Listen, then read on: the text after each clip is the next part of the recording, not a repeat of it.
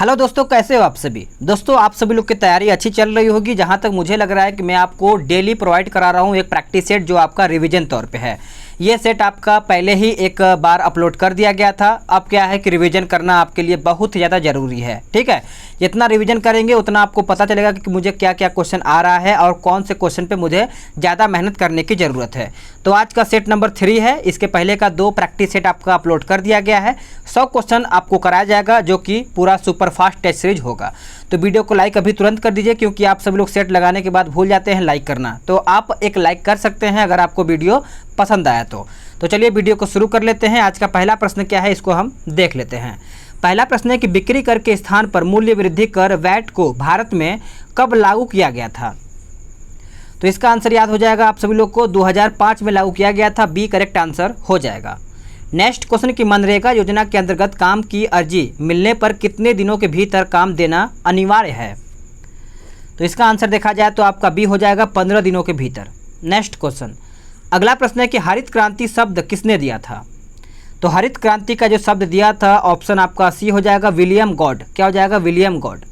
Next question की अर्थव्यवस्था के दृष्टिकोण से वन तथा मत्स्य किस क्षेत्र के अंतर्गत आते हैं, बताइए। तो इसका आंसर आपका ए हो जाएगा, प्राथमिक क्षेत्र के अंतर्गत आते हैं। करेक्ट आंसर आपका ए हो जाएगा। नेक्स्ट क्वेश्चन की भारतीय लघु उद्योग विकास बैंक का मुख्यालय कहाँ पर स्थित है। आंसर हो जाएगा ऑप्शन सी, लखनऊ। और हाँ, आप सभी लोग को एक और बात बताना था कि मास्टर वीडियो हो सके तो आज ही मैं अपलोड कर दूंगा। कौन सा, तो क्या बोलते हैं, करंट अफेयर का प्लेटफार्म का, जो कि आपका मंथली वाला जो वन लाइनर है, बहुत ज़्यादा इंपॉर्टेंट है आपके लिए। तो उसको जरूर देखिएगा। हो सके तो अभी 2 या 3 बजे आपको यहाँ पे अपलोड कर दिया जाएगा। ठीक है, चलिए आगे देखते हैं। अगला प्रश्न है कि मौल्यम राष्ट्रीय उद्यान किस राज्य में स्थित है। तो आंसर आपका डी हो जाएगा, गोवा। कहाँ पे, गोवा में। नेक्स्ट देखते हैं कि निम्न में से कौन परितंत्र का अजैविक घटक है। तो इसका आंसर हो जाएगा क्वेश्चन नंबर 7 का ऑप्शन सी, यानी जल और आपका वायु हो जाएगा। नेक्स्ट देखते हैं क्वेश्चन नंबर 8, कहता है कि निम्न में से कौन दुर्लभ जातियां के अंतर्गत आते हैं। तो क्वेश्चन नंबर 8 का ऑप्शन आपका सी हो जाएगा, शुतुरमुर्ग हो जाएगा और आपका हिमचीता हो जाएगा। तो इस प्रकार से आंसर आपका सी हो जाएगा। अगला प्रश्न है क्वेश्चन नंबर 9, विश्व ओजोन दिवस किस तिथि को मनाया जाता है। तो ये जो मनाया जाता है आपका 16 सितंबर को मनाया जाता है। ऑप्शन आपका डी हो जाएगा। आगे देखते हैं, किस वर्ष अंतरिक्ष आयोग एवं अंतरिक्ष विभाग की स्थापना की गई थी। तो ये किया गया था 1972 में। कब, 1972 में। नेक्स्ट प्रश्न है कि डीएनए में पाई जाने वाली जो शर्करा होती है वो कौन सी शर्करा है। तो आंसर आप याद रखिएगा, हेक्सोन। क्या हो जाएगा, हेक्सोन। नेक्स्ट क्वेश्चन है कि गोल्ड कृमि एक मानव परजीवी है जो पाया जाता है किसमें। तो देखा जाए तो ये आपका क्षुद्रांत्र में पाया जाता है। ऑप्शन आपका देखा जाए तो सी राइट आंसर हो जाएगा। अगला प्रश्न है क्वेश्चन नंबर 13, कहता है कि टेटनेस का कारण क्या है। टेटनेस का कारण क्या है। तो ऑप्शन आपका ए हो जाएगा, क्लास्ट्रीडियम हो जाएगा, क्लास्ट्रीडियम। नेक्स्ट क्वेश्चन है कि कौन सा विटामिन हमारे शरीर में सबसे अधिक तीव्रता से बनता है। तो आंसर आपका ए हो जाएगा, विटामिन डी, विटामिन डी। आगे देखते हैं। अगला प्रश्न है कि बिना बीज के फलों को विकसित करने की विधि क्या है। तो आप सभी लोग याद रखिएगा, आपका टिश्यू कल्चर हो जाएगा। ऑप्शन आपका डी हो जाएगा। अगला प्रश्न है कि प्रकाश संश्लेषण के समय मुक्त होने वाली ऑक्सीजन कहाँ से आती है। तो ये जो ऑक्सीजन है जल से आती है। ऑप्शन आपका बी हो जाएगा। नेक्स्ट क्वेश्चन है कि पराबैंगनी क्षति से पादपों की रक्षा करने वाला जो वर्णक है कौन सा है। तो आंसर आपका डी हो जाएगा, पर्णपीत यानी जेंथोफिल हो जाएगा। इसको आप याद रखिएगा, वेरी इंपॉर्टेंट आपके लिए ये प्रश्न बन जाता है। आगे देखते हैं। अगला प्रश्न है कि कीट बक्षी पादप ऐसी मिट्टी में उगते हैं जिसमें किसकी कमी होती है। तो देखा जाए तो आंसर आपका सी हो जाएगा, नाइट्रोजन की कमी देखने को मिलती है। अगला प्रश्न है कवक यानी फंगस द्वारा फैलने वाली बीमारी कौन सी है। तो राइट आंसर देखा जाए तो आपका सी हो जाएगा, वलय कृमि। ऑप्शन आपका सी राइट आंसर हो जाएगा। नेक्स्ट क्वेश्चन की आणविक कक्षा का अभिन्यास किस से नियंत्रित होता है। आंसर हो जाएगा ऑप्शन सी, चुंबकीय क्वांटम संख्या। याद रखिएगा, चुंबकीय क्वांटम संख्या हो जाएगा।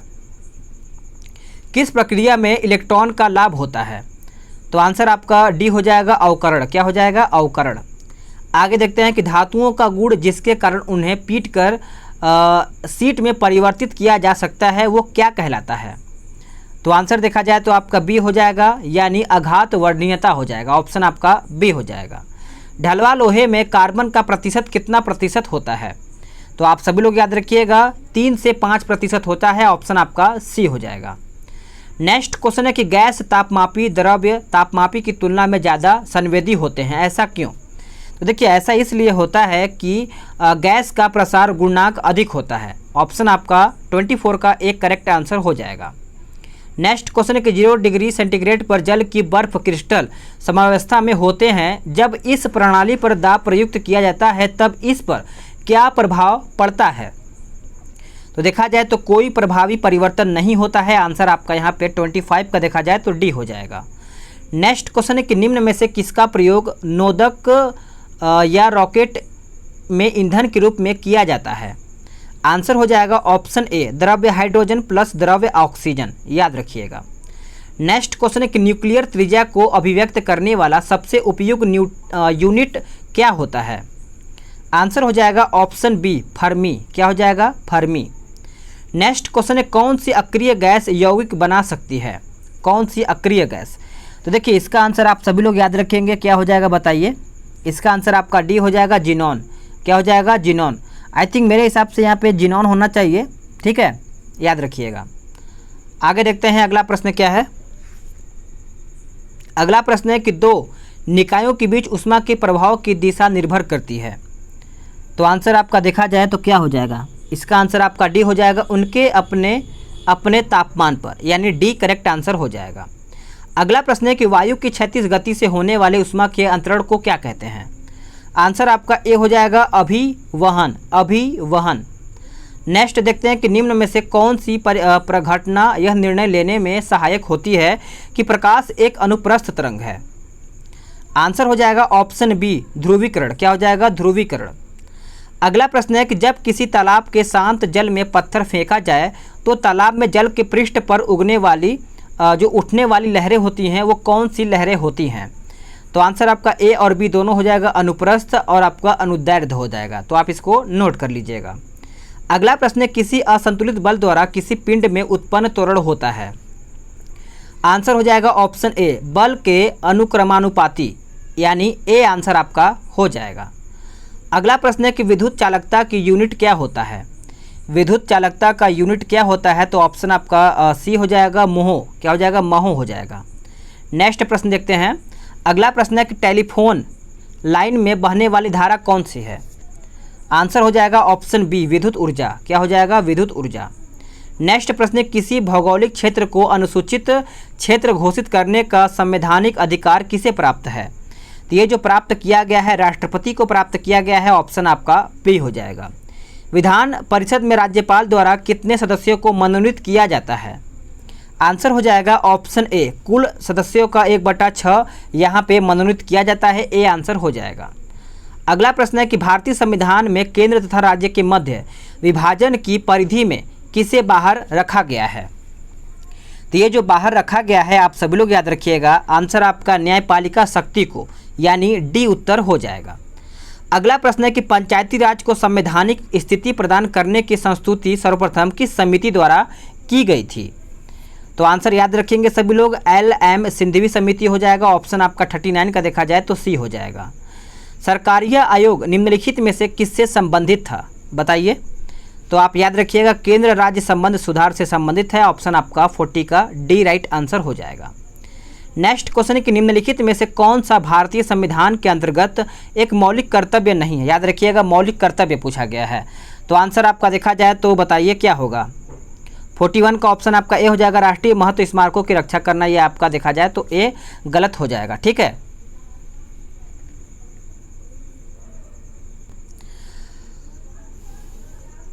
अगला प्रश्न है, कहता है कि प्रत्येक संसदीय प्रणाली में संसद की बैठकों में प्रश्नों के लिए अलग से समय निर्धारित किया जाता है, जिसे हम क्या कहते हैं? तो देखा जाए तो ऑप्शन आपका सी हो जाएगा, प्रश्नोत्तर काल। क्या हो जाएगा? प्रश्नोत्तर, यानी ऑप्शन आपका सी हो जाएगा।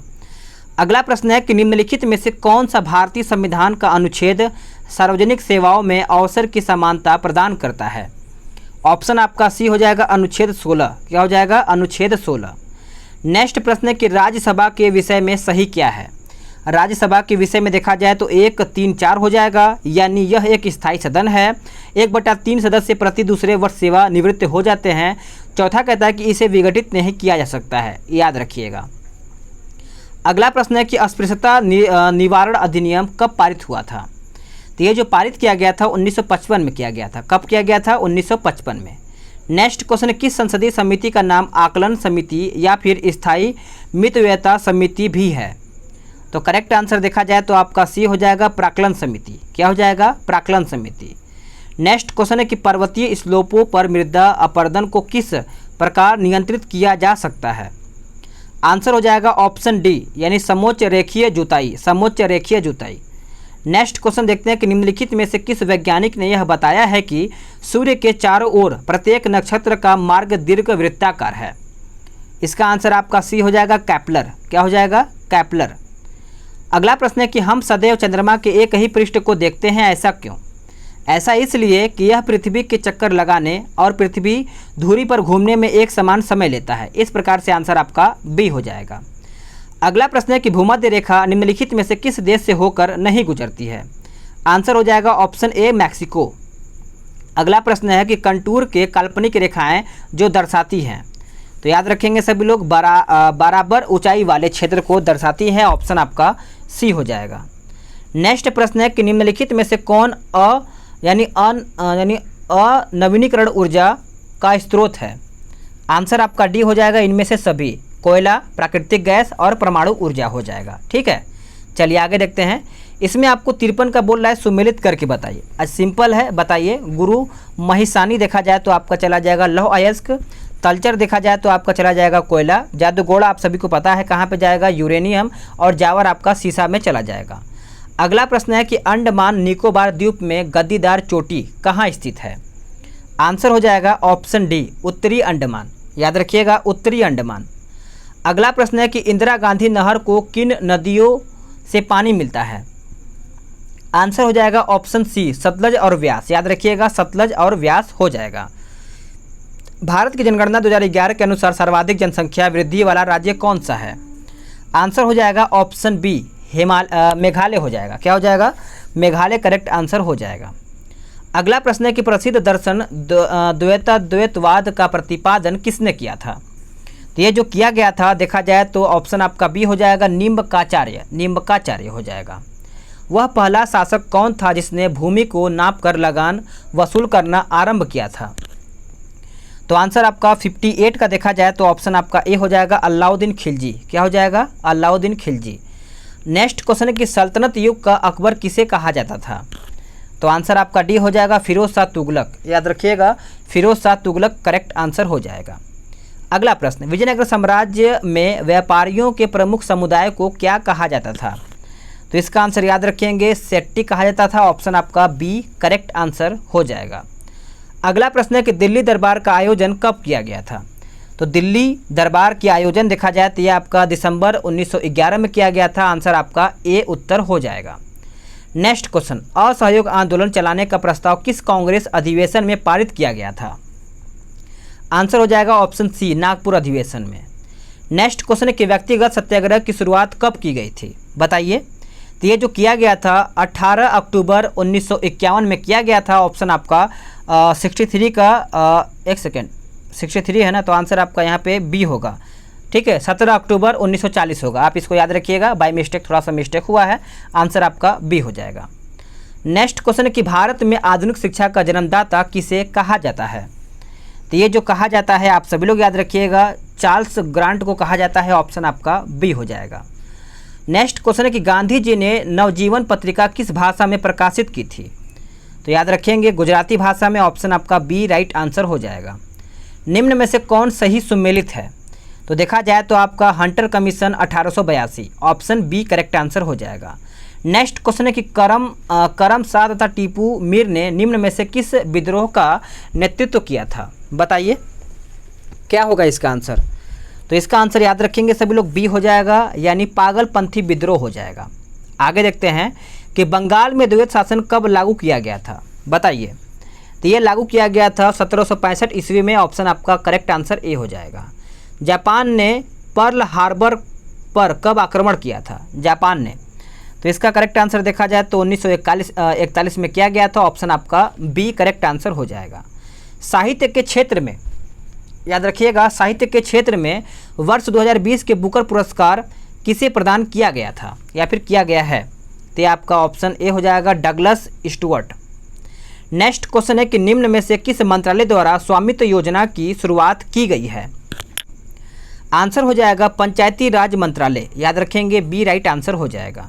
उमंग मोबाइल ऐप का अंतर्राष्ट्रीय संस्करण निम्न में से किस मंत्री ने लॉन्च किया है? आंसर हो जाएगा ऑप्शन सी रविशंकर प्रसाद। क्या हो जाएगा? रविशंकर प्रसाद। नेक्स्ट क्वेश्चन है कि हाल ही में आंगरीता शेरपा का निधन हो गया है, वे किस क्षेत्र से विख्यात संबंधित थे? तो देखा जाए तो करेक्ट आंसर आपका पर्वतारोही हो जाएगा। ऑप्शन आपका डी हो जाएगा 73 का।